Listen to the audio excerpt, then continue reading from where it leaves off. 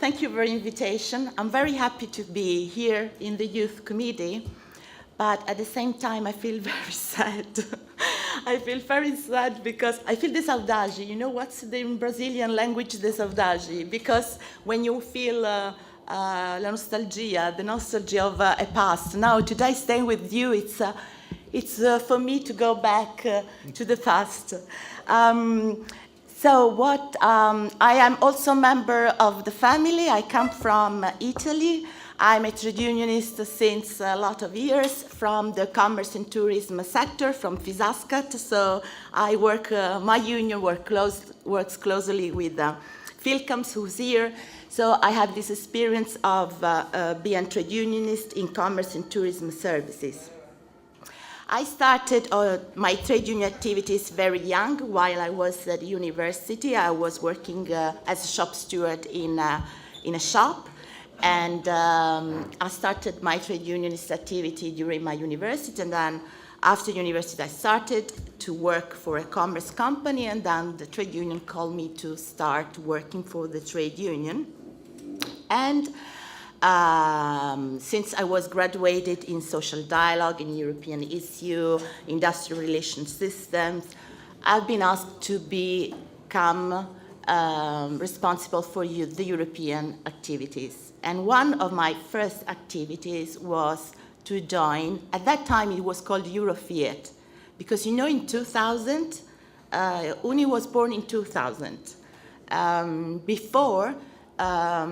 In 2000, it was the merger of 4 international and European organizations. So at that time, our international European organization was called Eurofiat. And one of the first activities that I dealt in that period, it was not only the social dialogue, or we started to talk about the European Works Council, but also was youth. And I started to be in youth in 1994. And I'm here with you. I have all now in my mind all the members of this meeting, the fun that we got, the joy, this feeling of being engaged, motivated to be together. We have to fight, we have to mobilize, we have to change the world. And the feeling was really, really amazing, and I really miss that feeling, because as always I said, now that I am 46, I always say to my friends that I would like to be at that age, 25 years old, but with the mind and the maturity and the stability that I have now. Then it would be the perfect, the perfect of the life, because when you're young, your decisions are taken by passion, by motivation, by other feelings, and it's amazing how you feel at that time. When I was 28 years old, I became vice president of Eurofiat. I was very young, and I remember those years with Philip working very, very hard when we merged. I was vice president from Eurofiat and Uniropa from 98 to 2004, I think. And for me, it has been a very enthusiastic moment to work for this merger from Eurofiat to Uniropa. It was amazing how experiences I made, how political engagement I was. And I want also to thank today very much Philip, because I was very young, and I could say that he has been in my life a very good mentoring, and a person that I've always been to ask suggestions. How many times I went to Philip, not only because of the Uniropa working, but also in some other experience of my life when I was in difficulties or any suggestions. I knew that I had a friend in the union, and I could always call him and say, what do you think about this? So my suggestion also to you, have also around you people that you trust very much, because you will find out a lot of barriers, a lot of difficulties, a lot of doubts in which choice you would take. Have around you people that you really trust and you can call and ask for suggestions. One of the things I am very proud of, when I joined the youth committee at that time, if I'm too long, you tell me and I break. I don't want to borrow you. When I was, so in 94, when I started with the youth committee, we were in a meeting in Lisbon. So we went to that meeting. You know that Eurofiat and Europa are divided in area. We work on an area basis. So we went in Lisbon, and people from Germany, they knew very well one each other. The English, they knew very well one each other. The Francophone area, the Scandinavian, and then us from South Europe, we didn't know. It was the first time that few people from South Europe were at that meeting. Evie was there, and she's here today too. So, before the party at the night, because we got a dinner and then, we danced and we had fun, not only Lisbon, but everywhere in Europe. After dinner, me and some other friends says, we have to take this opportunity now that we meet for the first time to try to, first of all, know one each other, who we are, and try to build a network of youth also in South Europe. Because, it's important that our unions and our work is in networking so we can achieve our goals and we can work together closely. And so this South Europe network started. I am very glad that this experience is going on. Elisa is here, Jota, Vanya, so these very young girls, motivated girls that are coordinating the area, and this is very, very important. What I'm doing now. Now I am Vice President of the Women Committee, so I represent the women of South Europe in the Management Committee and the Executive of Europa. I would like also to say that this networking of women of South Europe started thanks to me, to Sofia, to other women, because also the South Europe women network was very weak, because can you imagine to coordinate 7 countries who speak 5 languages? It's very difficult, don't you think so? 5 languages, 7 countries, different culture, of course, no? Can you understand? When you talk one each other, there is a lot of multiculturalism also to take into consideration.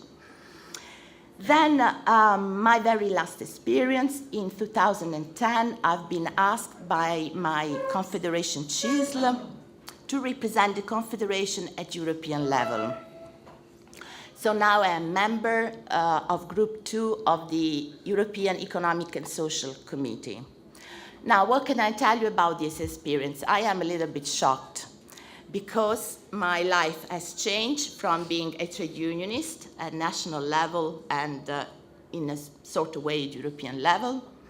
So to become, what can I say, representative of a European institution. It's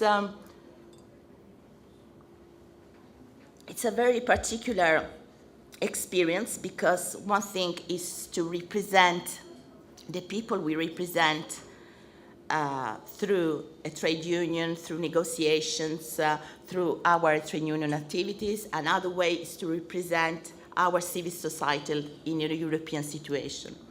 But it's a great experience. I like it very much, because you understand what's going on at European level from a political and economical point of view. And from a trade union side, I can tell you we are not going on the right way. I want to tell you that if you don't know, what's the European Economic and Social Committee? It's an institution at European level, which is a consultative institution. So we are not policy decision makers. We are representatives of the civil society, and we are divided in 3 groups. There is Group 1 from employers and company side, Group 2 trade unions, and Group 3 different interests. There is to say there are representatives from women, disability, young people, small and medium companies, cooperatives, and all this world. Now, why I'm here for? I am in Athens this day, and I so thank Colin, who knew that I was here and asked me to come to talk about my experience and in trade union and in uni. I'm here because at the ECOSOC level, the president of the European Council, Van Rompuy, has asked us to make an impact study on several member states. And they asked me, as member of the European Labour Market Observatory, if I wanted to become part of this project. So I choose to be rapporteur of the Greek case. So that's why I'm these days in Athens.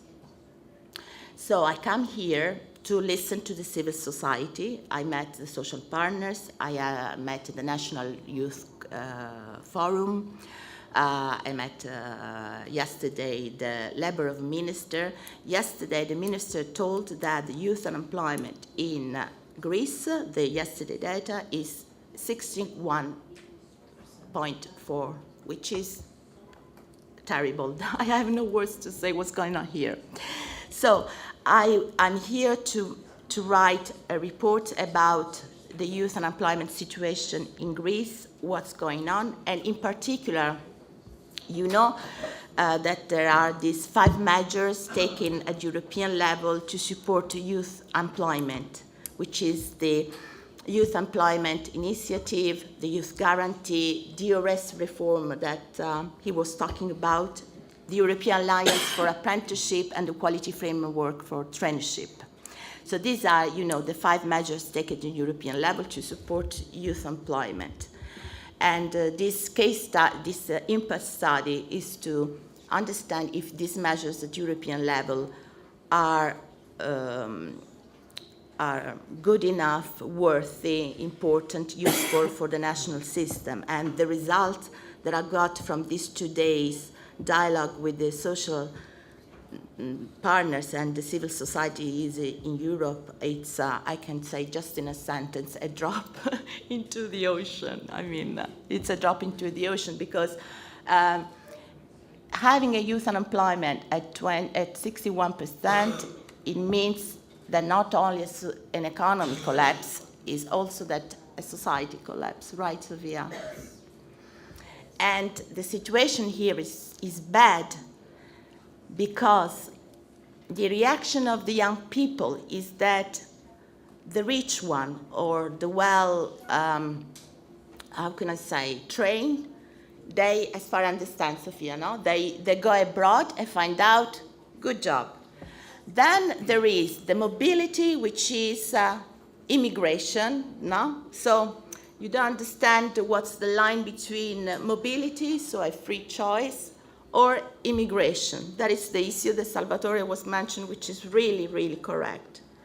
But the worst of the situation is that there are hundreds of thousands of young people who are net, and they are absolutely abandoned to themselves. They have no vision of their future, they have no trust in their future, and they abandon. So I would say to you, please, you that represent the young people in your union, all the suggestions that came from this table before, solidarity, mobilize, let your voice heard. Please don't lose your sense of solidarity. It's unacceptable what's going on in Europe in terms of economic and social issue. And you, as young, you cannot allow to have in the future countries where the generation are lost and countries where the young are in the well-being. Don't allow that. And I also would finish with another suggestion, if you allow me. I am very afraid about this next European election because this election won't be an election on political programs, on politicians. I'm afraid that, at least in some country, in my country, where last Monday the National Statistic Institute said that the young employment in Italy is 44%, so we are in a very bad situation too. I think that the next European election will be a referendum on Europe. At least in some countries this would happen. So please, you that are young, be also engaged in your social life, in your life during this period, really to engage yourself to make the right vote. And I talk to my country and to other countries that an austerity measure, in my opinion, we have the Troika now and the decision making by Troika. If we are going to have a very weak parliament, then everything will stop. I think that what we have lived in these years has been the Third World War. I'm sure about this. It has been a tsunami, a world war that fortunately hasn't killed people, but has led Europe to poverty and social exclusions, and young people lost without vision, without future. So please, you that you are the young generation, I say so also to my two children that now have more or less your age, please think about your future and think about you can help young people in another country to be more lucky than you. Thank you very much.